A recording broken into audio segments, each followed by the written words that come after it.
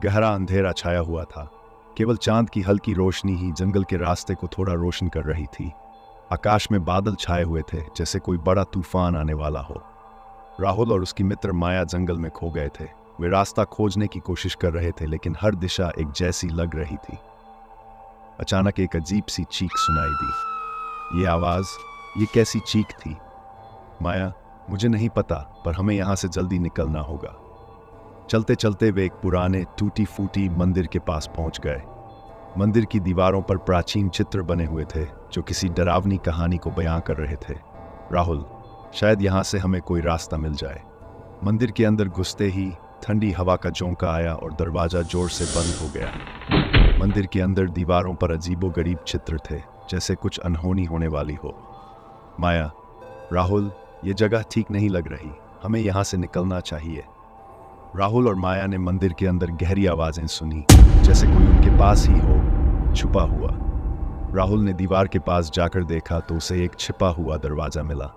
राहुल, माया, देखो, यहाँ एक और रास्ता है। जैसे ही उन्होंने दरवाजा खोला, एक पुरानी सीढ़ी नीचे जा रही थी। वे दोनों हिम्मत करके नीचे उतर गए। नीचे का दृश्य और भी डरावना था। चारों तरफ मकड़ी के जाले और अजीबोगरीब खोपड़ियां रखी हुई थी। माया, ये जगह सच में भूतिया है। राहुल, हमें यहाँ से जाना चाहिए। राहुल, हमें पहले ये जानना होगा कि ये सब हो क्या रहा है। तभी अचानक एक बूढ़ी औरत दिखाई दी, जो हवा में तैर रही थी। उसके चेहरे पर गहरी झुर्रियां और आंखों में भयानक चमक थी। बूढ़ी औरत, तुमने यहाँ आने की हिम्मत कैसे की? ये मेरी जगह है, अब तुम यहाँ से बाहर नहीं जा पाओगे। राहुल और माया ने भागने की कोशिश की, लेकिन हर रास्ता बंद हो गया। वे बूढ़ी औरत के जाल में फंस चुके थे।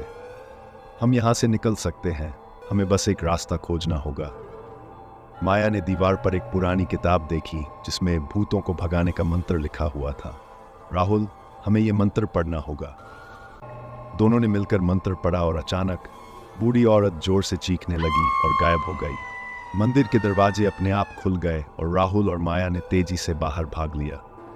जंगल में सुबह का उजाला हो रहा था और वे दोनों सुरक्षित बाहर निकल आए।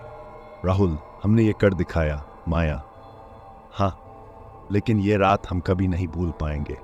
इस कहानी का समापन यही होता है, लेकिन राहुल और माया की जिंदगी में डरावनी यादें हमेशा के लिए बसी रहेंगी।